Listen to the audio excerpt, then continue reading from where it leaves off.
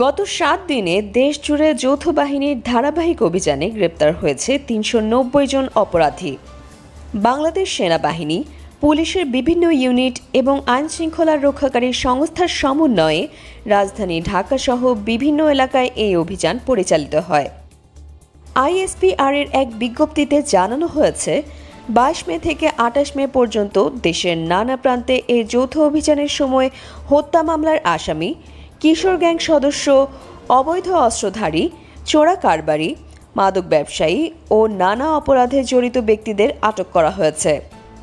গ্রেপ্তারকৃতদের কাছ থেকে উদ্ধার করা হয়েছে ২১টি অবৈধ আগ্নেয়াস্ত্র, ৯৯ রাউন্ড গুলি, ১৬টি ককটেল, বিপুল পরিমাণ মাদক, ছিনতাইয়ের কাজে ব্যবহৃত দেশীয় অস্ত্র, মোটরসাইকেল, চোরাই মোবাইল, ওয়াকিটকি, জাল পাসপোর্ট, জাল নোট এবং নগদ অর্থ। এই অপরাধীদের প্রয়োজনীয় জিজ্ঞাসাবাদ শেষে সংশ্লিষ্ট থানায় হস্তান্তর করা হয়েছে।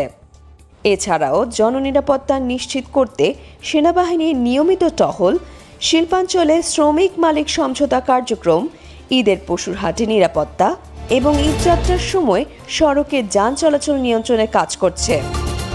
আইএসপিআর জানিয়েছে, দেশব্যাপী আইন শৃঙ্খলা বজায় রাখতে সেনাবাহিনীর এ ধরনের কার্যক্রম চলমান থাকবে।